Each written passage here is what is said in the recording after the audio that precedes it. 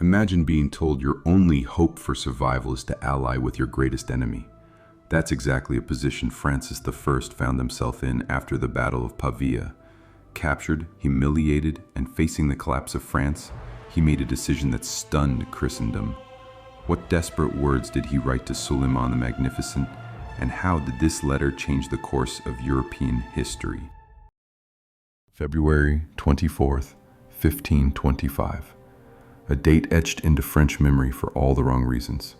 Francis I rode into the Battle of Pavia expecting triumph, commanding what many considered Europe's finest cavalry. The French army had spent months laying siege to the city, confident in their superior numbers and tactics. But history had other plans. By nightfall, Francis would become the first French king captured in battle since the Crusades.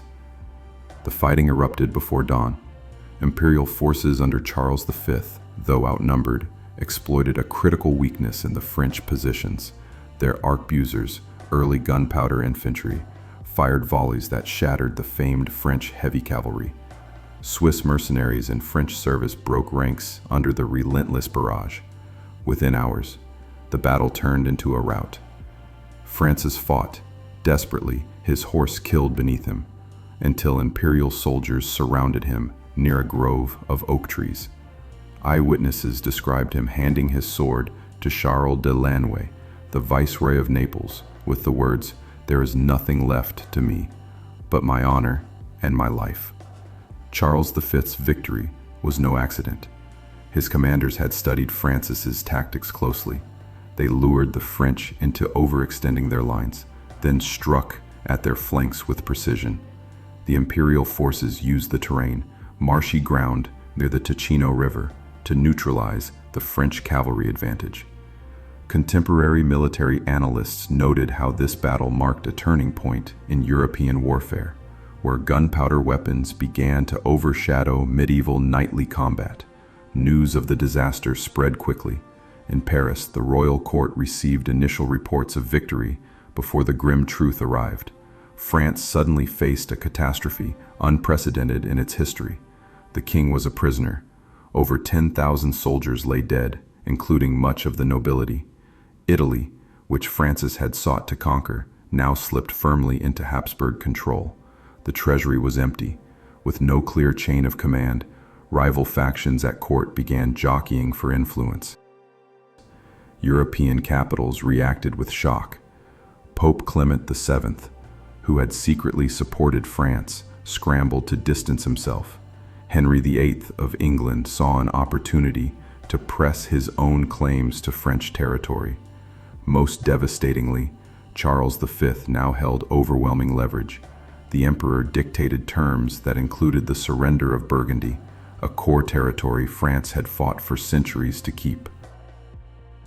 But in Madrid, where Francis was imprisoned, something unexpected happened.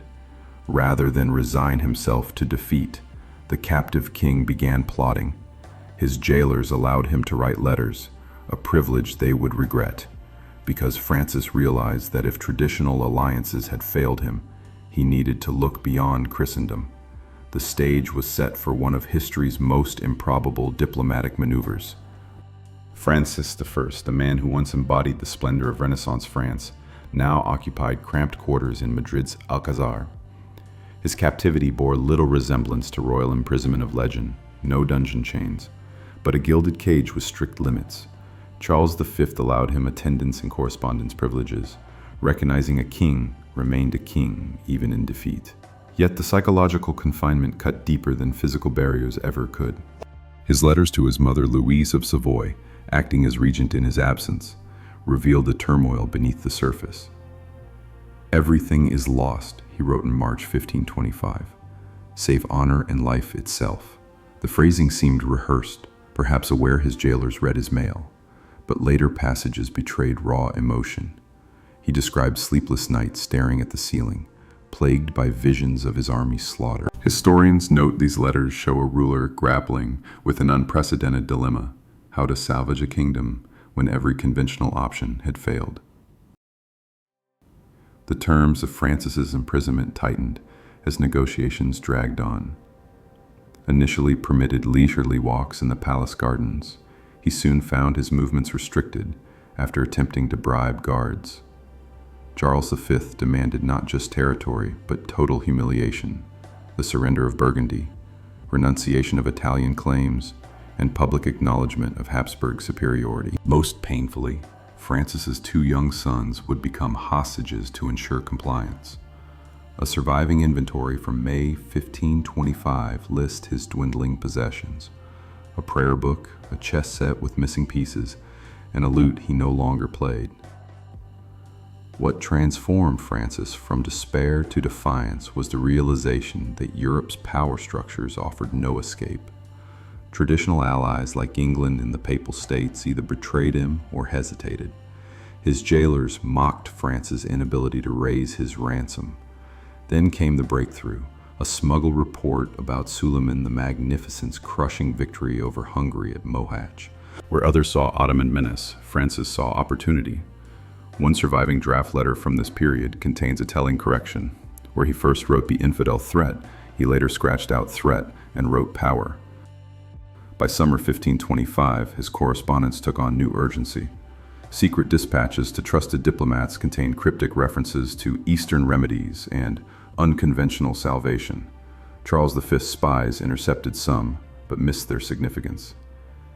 The emperor assumed his captive was bargaining for better terms, not plotting an alliance that would redraw diplomatic norms. Francis tested the waters cautiously, instructing agents to contact Ottoman traders in Marseille. Their response, a promise to relay messages to Constantinople, gave him the thread of hope he needed. The chess player in Francis recognized the board had changed. If Christian rulers abandoned him, perhaps the Sultan of Islam might become an unlikely ally. His jailers noticed a shift. Where once he brooded, now he studied maps of the Mediterranean. One guardsman's journal noted, "The king asks strange questions about sailing routes to Antioch." To Christendom, the Ottomans were the ultimate enemy. To Francis, they were his only hope. By the summer of 1525, the imprisoned French king faced a stark reality. No Christian power would come to his aid against Charles V. The Pope vacillated. Henry VIII hedged. Even Francis's own nobility hesitated to pay his ransom. Yet reports from the east told of Suleiman the Magnificent's unstoppable advance through Hungary. Where others saw existential threat, Francis glimpsed opportunity. The notion of allying with Muslims against fellow Christians was anathema to 16th century Europe. Preachers called the Ottomans the scourge of God. Just 3 years earlier, Suleiman had expelled the Knights Hospitaller from Rhodes in a brutal siege. But geopolitics trumped theology in Francis's calculus. His agents made discreet contact with Ottoman merchants in Marseille, testing whether Constantinople might entertain an overture. The response surprised them. Suleiman's diplomats expressed interest before Francis's own jailers realized what was happening. Suleiman had his own reasons to engage. The Ottoman archives reveal his strategic vision extended beyond Europe's anti-Turkish alliances. By dividing Christian powers, he could prevent another crusade. A French distraction would keep Charles V from reinforcing Hungary. Moreover, the Ottomans wanted access to French ports for their navy. Contemporary dispatches show Suleiman's advisors debated the risks. Would aiding France provoke broader retaliation? But the Sultan overruled them, reportedly saying, "The enemy of my enemy makes useful friends." Francis dispatched his most trusted envoy, Antonio Rincon, on a dangerous overland journey to Constantinople. Disguised as a merchant, Rincon carried coded letters offering mutual military support. The proposed terms were revolutionary: joint naval campaigns, Ottoman funding for French armies, even coordinated attacks on Habsburg territories. Crucially, Francis avoided religious language. He framed the alliance as temporary strategic necessity rather than ideological partnership. Back in Madrid, Charles V remained oblivious. He assumed Francis's desperation would force compliance with his harsh terms. Imperial spies missed the significance when Francis requested books about Ottoman history from his jailers. But by autumn 1525, the outlines of a deal were taking shape in secret correspondence. Suleiman agreed to pressure Charles V's eastern borders if Francis reopened hostilities in Italy. The Sultan even offered to provide gunpowder, technology Europe still struggled to match.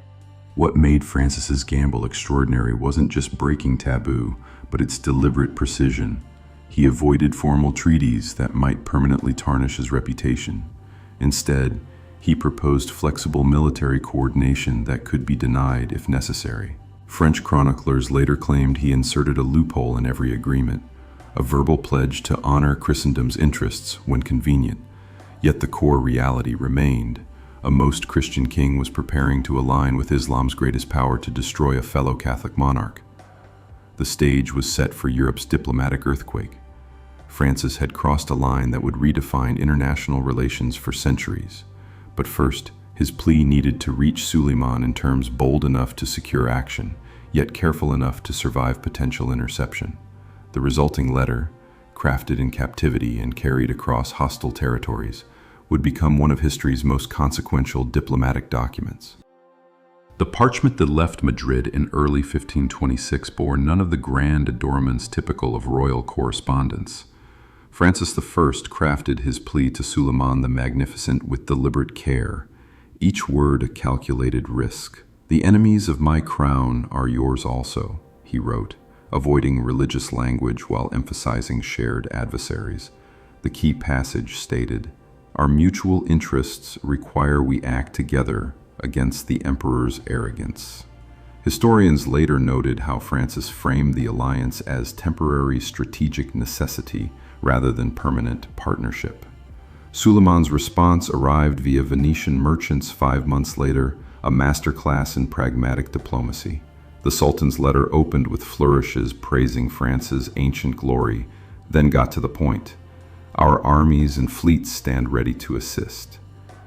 Ottoman archives reveal Suleiman had already mobilized forces before replying. His advisors saw the French overture as an unprecedented opportunity to divide Europe. The Sultan offered tangible support: 30,000 ducats for Francis's war chest, access to Ottoman naval bases, and coordinated attacks on Habsburg territories. Smooth mechanics of this covert diplomacy were remarkably sophisticated. Francis used Italian bankers as intermediaries, their ledgers disguising military logistics as trade transactions. Ships carrying Ottoman gunpowder sailed under Genoese flags. When Charles V's spies intercepted one coded message, they mistook references to Eastern textiles as market speculation. This operational secrecy allowed the Allies crucial time. By spring 1526, Ottoman troops were massing on Hungary's border just as French partisans began revolts in Genoa. Europe learned the truth when Suleiman's ambassadors arrived in Paris that summer. Venetian diplomats reported crowds gathering to see the strange envoys in turbans at the Louvre. The formal alliance shocked Christendom not merely for existing, but for its specific terms. The capitulations of 1526, preserved in Istanbul's Topkapi Palace, included mutual defense clauses and trade privileges far exceeding temporary military cooperation. Most provocatively, Article 7 granted France protector status over all Christians in Ottoman lands, directly challenging papal authority. Mausonery Muchins revealed the alliance's psychological impact beyond its military value. The papal nuncio wrote to Clement VII, "This is the worst day for Christendom since the fall of Constantinople." German pamphlets depicted Francis as a devil consorting with Turks, yet some rulers quietly admired the move. Venice soon began its own secret talks with Constantinople. The geopolitical landscape had shifted irreversibly. Henceforth, religion would no longer automatically determine alliances. Charles V initially dismissed the pact as desperation. But when Ottoman forces crushed Hungary at Mohacs that August, just as French guerrillas destabilized Milan, the emperor faced a nightmare scenario. His troops now had to fight on multiple fronts against coordinated enemies. Francis eventually regained his freedom through the Treaty of Madrid, though he promptly renounced its terms, citing coercion. The Franco-Ottoman partnership would endure for decades, enabling French dominance in Mediterranean trade. Yet the real revolution wasn't territorial, it was conceptual. A precedent now existed where Christian and Muslim rulers could cooperate as equals against shared rivals. This pragmatic approach gradually spread across European courts, though few admitted it openly. When Henry VIII later sought Ottoman aid against Spain, his advisors carefully studied Francis's original letters. The diplomatic earthquake caused by that first message resonated far beyond 16th century politics. Modern scholars see it as marking the transition from medieval alliances based on faith to modern realpolitik. But in 1526, only one thing was certain. Europe would never view international relations the same way again. Some rulers expressed outrage, while others took notes. The Pope called it the most damnable act of treachery. When news of the Franco-Ottoman alliance broke in late 1526, Europe's rulers reacted with a mix of outrage and disbelief.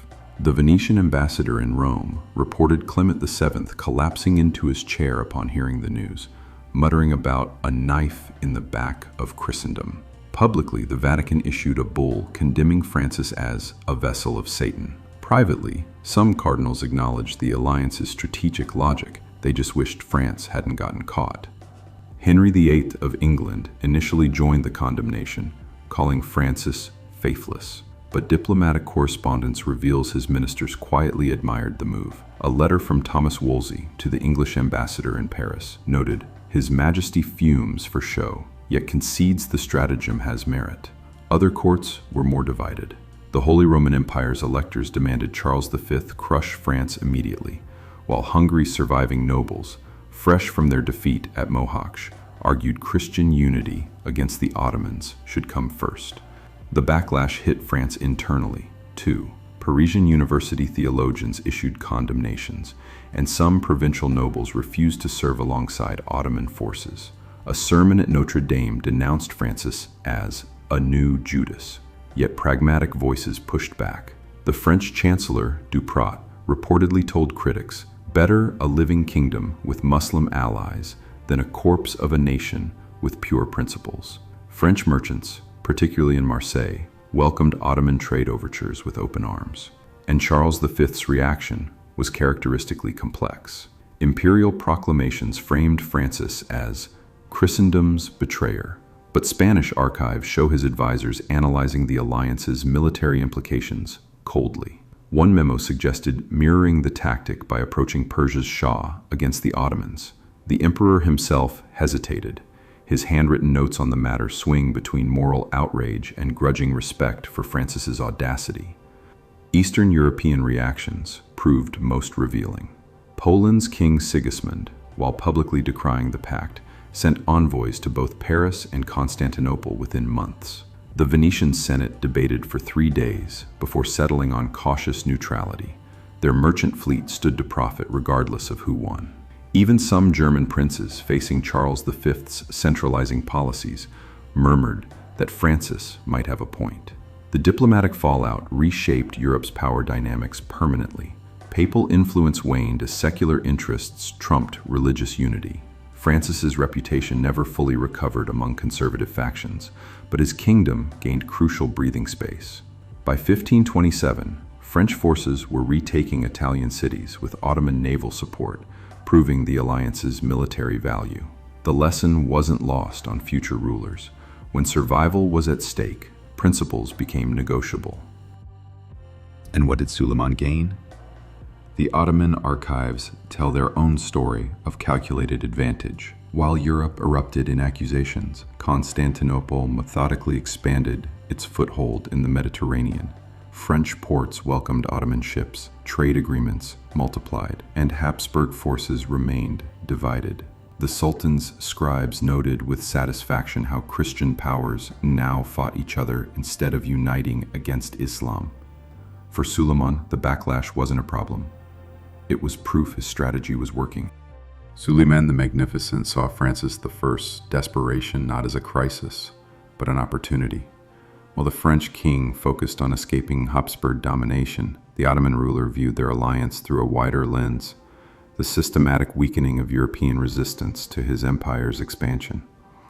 Contemporary Ottoman records show Suleiman had three clear objectives when he accepted Francis's overture: keeping Charles V's forces divided, securing naval bases in the Western Mediterranean, and normalizing diplomatic relations with Christian powers on his own terms. The timing was perfect for Ottoman strategy. Just months before Francis's captivity, Suleiman had crushed Hungary at Mohacs. Now he faced the logistical challenge of holding these gains while preventing a unified Christian response. The French alliance solved both problems. By forcing Charles V to fight on two fronts, it relieved pressure on Ottoman positions in the Balkans. The Venetian dispatches from Constantinople noted how Suleiman's advisors referred to France as the thorn in the emperor's side, a distraction worth cultivating. Naval access mattered equally. Ottoman ships had long struggled to operate west of Sicily without secure harbors. The alliance granted them access to French ports like Marseille and Toulon, where they could resupply and repair vessels. A surviving 1527 inventory from the arsenal of Constantinople shows increased production of Mediterranean-style galleys, ships better suited for operations near France. This wasn't just about supporting Francis. It positioned the Ottomans to challenge Spanish dominance in the Western Mediterranean vicinity. Perhaps most significantly, Suleiman recognized the psychological advantage. Breaking the taboo of Christian-Muslim alliances made Europe's rulers more likely to deal with him pragmatically in the future. His correspondence with Francis deliberately avoided religious language, focusing instead on mutual interests. One letter to his Grand Vizier advised, "Let them call it heresy. What matters is they'll remember our strength when seeking terms later." The economic benefits soon became apparent. French merchants gained privileged access to Levantine markets, while Ottoman traders bypassed Venetian middlemen to sell spices directly in Lyon. Tax records from Aleppo show a 40% increase in French-led caravans within 2 years of the alliance. Suleiman's treasury profited from both the trade and the chaos it caused among rival Italian states. Military coordination followed suit. While no Ottoman troops fought alongside French forces directly, their fleets conducted joint operations as early as 1528. A Habsburg spy report describes an unusual sight off the coast of Naples: Ottoman galleys flying French flags as they harried imperial supply ships. The arrangement benefited both parties. France gained naval superiority, while the Ottomans gathered intelligence about European defenses. Suleiman's calculation proved correct long-term. The alliance endured for decades, outliving both monarchs.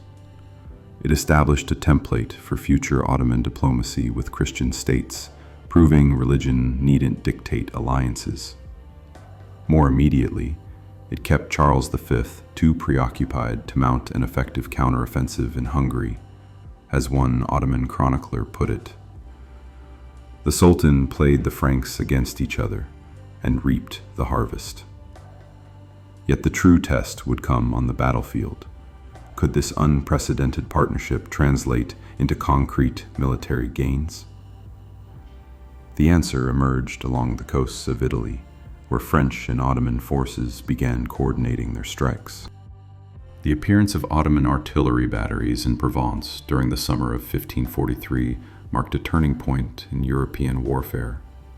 French observers described the strange sight: bronze cannons engraved with Arabic script being positioned to bombard imperial-held Nice, their crews wearing turbans alongside French officers. This unprecedented military cooperation delivered immediate results. The fortress fell in 3 weeks, compared to earlier French attempts that had dragged on for months. The alliance's military impact became undeniable by 1529. Ottoman naval commander Hayreddin Barbarossa coordinated with French forces to raid the Italian coast, keeping Charles V's armies off balance. Imperial dispatches complained of simultaneous attacks by sea and land that divided their defenses. When Habsburg forces moved to reinforce Genoa, Ottoman fleets would strike Naples. When Spanish troops headed south, French armies pushed into Milanese territory. This coordinated pressure created gaps in imperial defense lines that hadn't existed before. Artillery technology transfer proved equally significant. French engineers studied Ottoman siege techniques, particularly their use of concentrated cannon fire against single sections of walls instead of scattered bombardment. A surviving notebook from French captain Pierre de Bourdet details these lessons. The Turks place 3 guns to strike one point in succession. Their powder burns hotter than ours. Within 2 years, French siege operations showed marked improvement in speed and efficiency. The naval partnership yielded strategic advantages beyond simple troop movements. Ottoman galleys provided crucial intelligence about Habsburg fleet locations, allowing French ships to avoid interception when transporting troops to Italy. In 1536, combined Franco-Ottoman operations secured Marseille as a year-round naval base for both powers. Contemporary harbor records show Ottoman ships undergoing repairs there during winter months, something previously unheard of in Christian ports. Not all cooperation went smoothly. Cultural and tactical differences caused friction. French knights initially refused to share command tents with Ottoman officers until Francis intervened. A Genoese spy report describes one incident where Ottoman troops grew frustrated with French insistence on scheduled battles rather than swift raids. Despite this, the military results spoke for themselves. By 1544, France had regained nearly all territory lost after Pavia. The alliance's greatest strategic impact was forcing Charles V into a two-front war he couldn't sustain. Whenever he committed forces against France, Ottoman troops would intensify pressure in Hungary. When he turned east, French armies advanced in Italy. This systematic bleeding of imperial resources changed the balance of power permanently.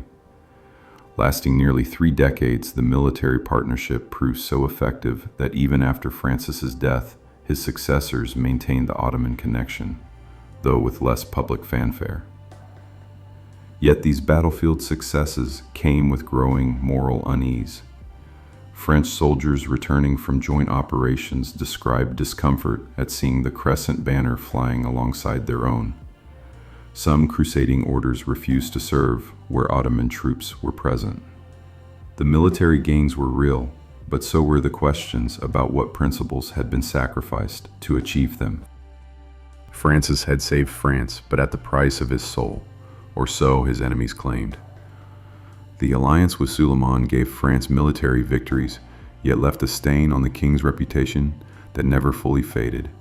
Church authorities condemned him as a traitor to Christendom, while his own courtiers whispered doubts. Francis faced constant pressure to justify an alliance that broke every convention of his era. The king's public stance emphasized pragmatism over piety. Before the Parlement of Paris in 1530, his chancellor defended the Ottoman ties as necessity's terrible arithmetic. Privately, Francis framed it differently. Letters to his sister Marguerite reveal his reasoning. Should I let France perish for the sake of appearances? He argued that saving his kingdom justified extraordinary measures, even if they defied religious norms. This tension between survival and morality played out across his reign. French chroniclers captured the public's conflicted views. The diarist Pierre Bourbon wrote of seeing Marseille merchants cheer Ottoman traders while crossing themselves furtively.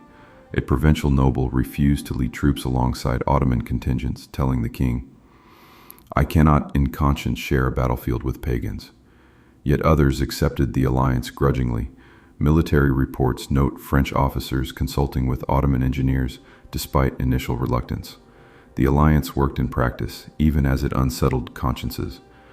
Historians debate its lasting impact on Francis's legacy. While he reclaimed France's position as a European power, the Ottoman connection overshadowed his cultural achievements. Future generations remembered Francis the ally of infidels as much as Francis the patron of the Renaissance. Counterfactuals suggest alternatives. Had he accepted Habsburg domination, France might have become a second-rate power, but choices have consequences, and the moral compromise resonated through history. The alliance's longevity hints at its ambiguous reception. It continued under Francis's successors, though, with less publicity. By the 1540s, French captains no longer flinched at sailing alongside Ottoman fleets. Traders grew comfortable doing business in Constantinople. What began as a desperate gamble became institutionalized policy. Yet the unease never fully disappeared. Decades later, Catholic preachers still referenced the Sultan's embrace as a cautionary tale. The moral cost manifested in unexpected ways. Francis invested more heavily in religious projects after sealing the alliance, founding monasteries, commissioning altarpieces. Some historians interpret this as overcompensation. His final years saw repeated attempts to organize a new crusade, though nothing came of them. The contradiction defined his reign, a ruler who saved France through pragmatism, yet never shook the weight of that decision. And what about Charles V? The emperor faced his own moral dilemma when confronting this unholy alliance. His reactions revealed the uncomfortable truth that principles often bent beneath the weight of realpolitik. Where Francis chose pragmatism openly, Charles would soon demonstrate his own capacity for flexible morality when dealing with heretics and rivals alike. Charles V now faced every European monarch's worst nightmare. His two greatest enemies had joined forces. The Franco-Ottoman alliance forced him into a strategic dilemma no Holy Roman Emperor had encountered before. His initial reaction swung between fury and disbelief. A surviving letter to his sister Mary of Hungary captures his outrage. This league with the infidel violates all laws of God and men. Yet within months his tone shifted, first to tactical calculations, then to grudging acceptance of the new reality. Imperial archives reveal Charles's contradictory responses. Publicly, he denounced Francis as Christendom's betrayer and commissioned pamphlets depicting the French king dining with devils. Privately, his military advisors presented stark facts. Simultaneous Ottoman pressure in Hungary and French attacks in Italy were bleeding imperial resources dry.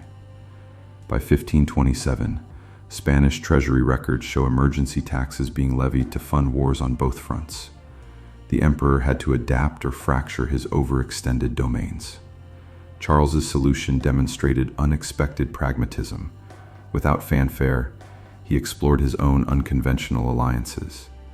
Diplomatic feelers went out to Persia's Shah Tahmasp, Suleiman's eastern rival. Venetian spies reported imperial agents offering the Shah arms and gold to attack Ottoman territories. While nothing concrete materialized, the attempt revealed Charles recognized the new rules Francis had established. When survival was at stake, all alliances became possible. The military consequences forced further adaptation. Charles redeployed troops from Germany to vulnerable Italian and Hungarian fronts, weakening his position against Protestant princes. His generals developed new tactics to counter Franco-Ottoman coordination, including faster marching infantry divisions and coastal warning systems. A 1528 dispatch from Naples describes modified fortifications designed to withstand Ottoman-style artillery bombardments. The emperor even authorized limited negotiations with Lutheran forces to free up troops, a move that horrified Catholic hardliners. Charles gradually turned the situation to his advantage ideologically. His propagandists reframed the conflict as a holy defense against both the Turk and the traitor. This narrative gained traction in Germany, where some Protestant leaders reluctantly supported imperial taxes to fortify against Ottoman incursions. Papal bulls condemning Francis strengthened Charles's claims to be Christendom's true defender, even as his own actions grew more pragmatic. By 1535, Charles's strategy shifted from defeating France to containing it.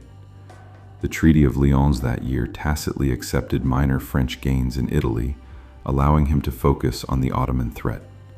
His administrators in Naples and Milan developed early intelligence networks tracking Franco-Ottoman movements. While bitter about the alliance's success, Charles absorbed its lesson.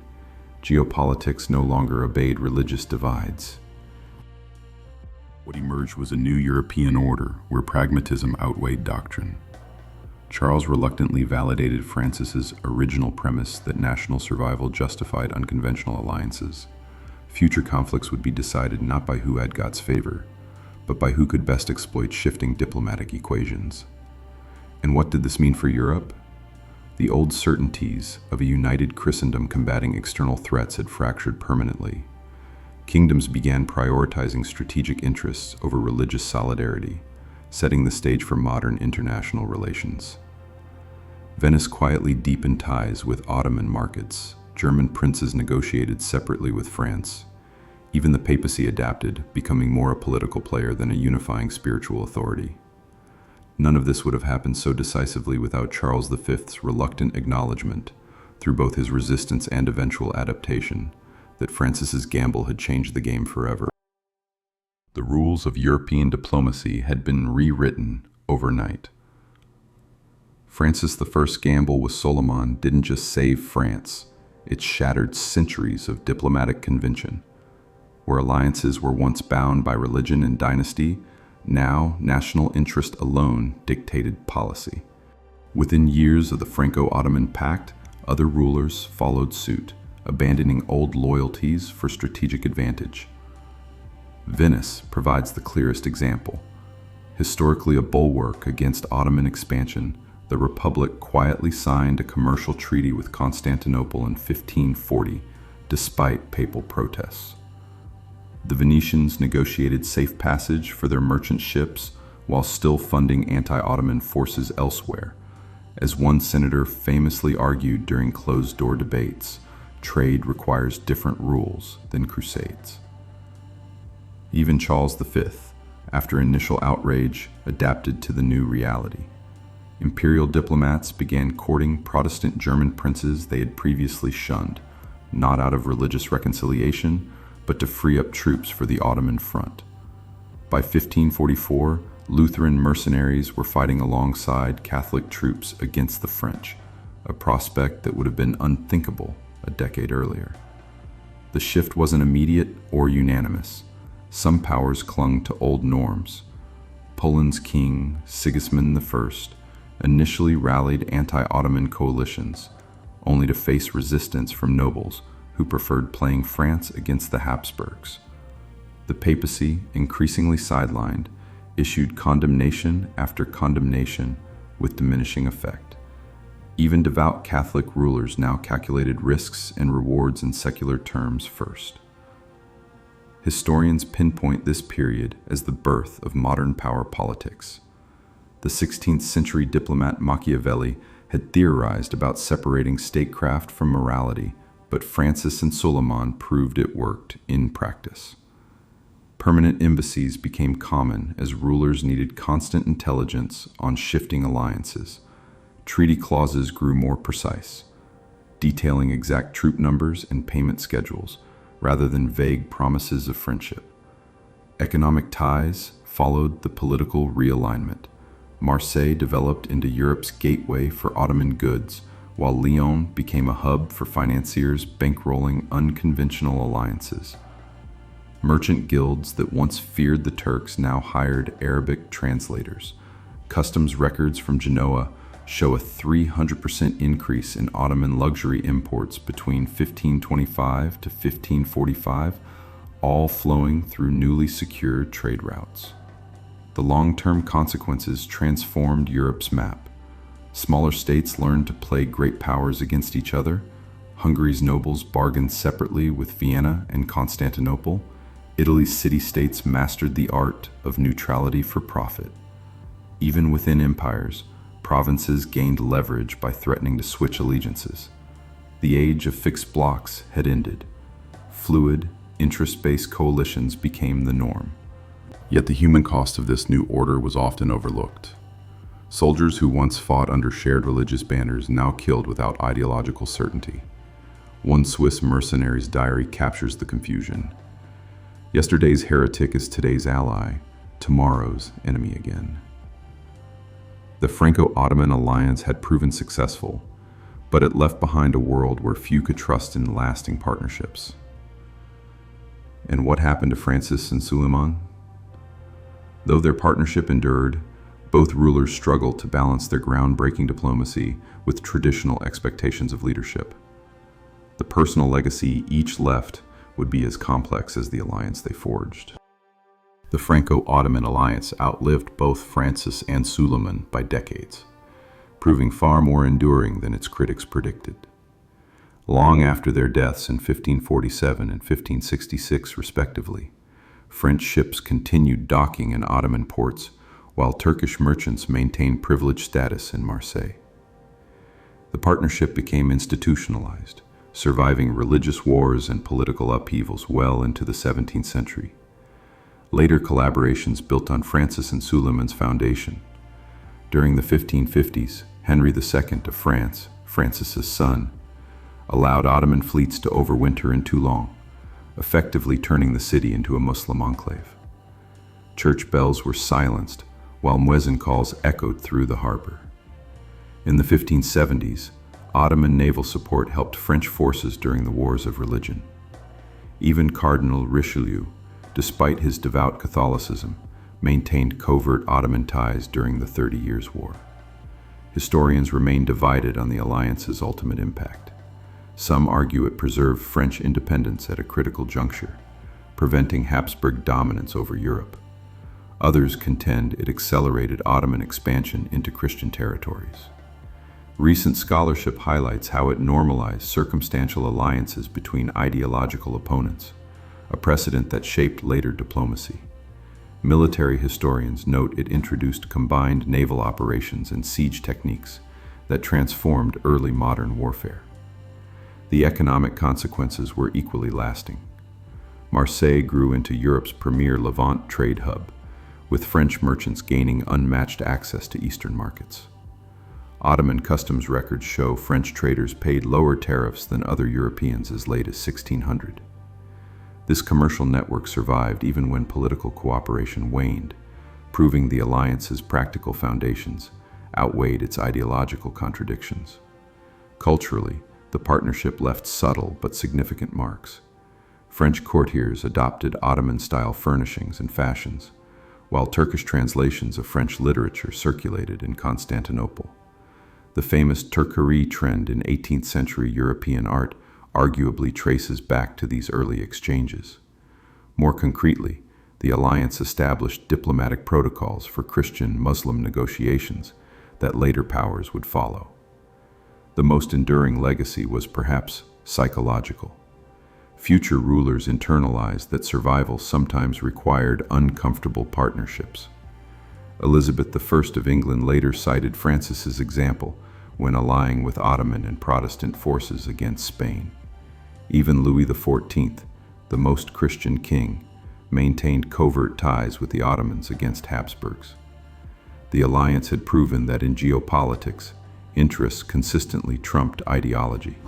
Francis's gamble ultimately achieved its core objective. France emerged as Europe's counterbalance to Habsburg power.